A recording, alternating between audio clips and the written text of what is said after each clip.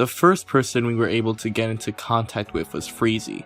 Freezy lost a total of $900 due to Etser's training shenanigans. According to Freezy, Etser made no attempt to contact them or redeem their purchase in any way.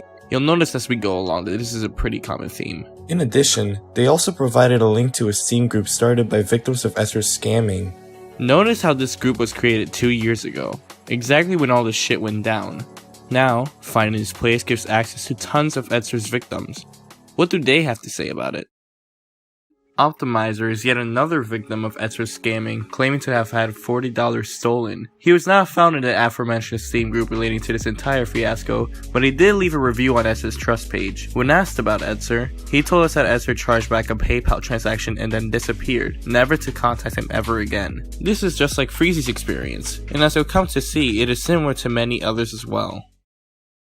Next is Half a Mustard. Like Optimizer, he was not in the group created by victims of Etser, but he still left a review on Etser's trust page. Half a Mustard claims to have been scammed out of $1,280. Again, like Freezy and Optimizer, he claims Etser had made no attempt to contact him or redeem his purchase in any way, shape, or form. Pretty cut and dry.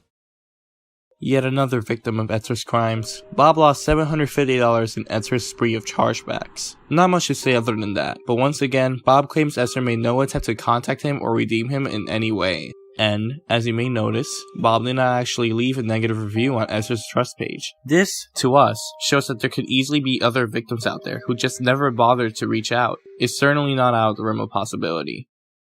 Lord Pickle got scammed $550 trading away in Unusual. As you can see from this documented trade history, it goes from the possession of Lord Pickle to Etser. And while Lord Pickle was unable to find screenshots of the chargeback email, the history has strong credibility. Like many other victims, he was in the Steam group and left a review on Etser's trust page. However, he also tried to file a report against Etser 2 times no less. The dates are all consistent with the time of the incident, as well as the history, making his word very trustworthy.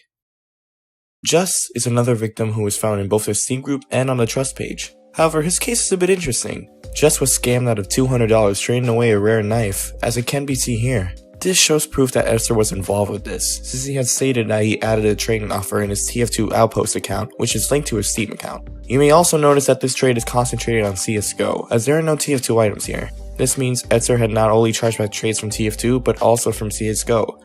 Yes, there could possibly be more victims not in contact on TF2, but this proves that there could be more from other games.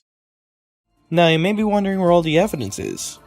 I mean, witness testimony is great and all, but those people could have possibly set it up or something, right? Well, for one, that's a really stupid thing to say, considering their Steam profiles are linked through the trading website.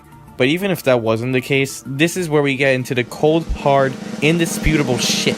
And it starts with this guy, also known as Some Dude. Some Dude is yet another victim of Etser, having $92 taken from him. However, Some Dude doesn't just attest to this happening, he has actual screenshots of not only the trade, but also the chargebacks. As you can see, it lines up perfectly with the dates. However, you might notice something in this, the name attached to them. The PayPal account is listed as Zeroff.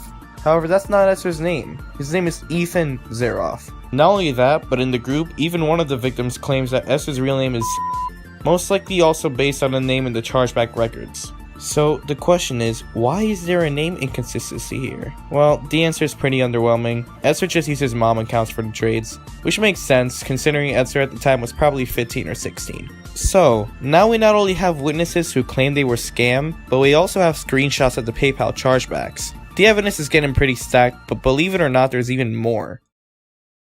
Cash Money Online was hit hard by Etser scamming, claiming to lose $1,450, and he still stands by this claim 2 years after the fact, as well as having the evidence to back up what he says. Not only does he have screenshots of the items being traded, and the transaction itself, but also Etser's PayPal information, and even Etser explicitly agreeing to the trade.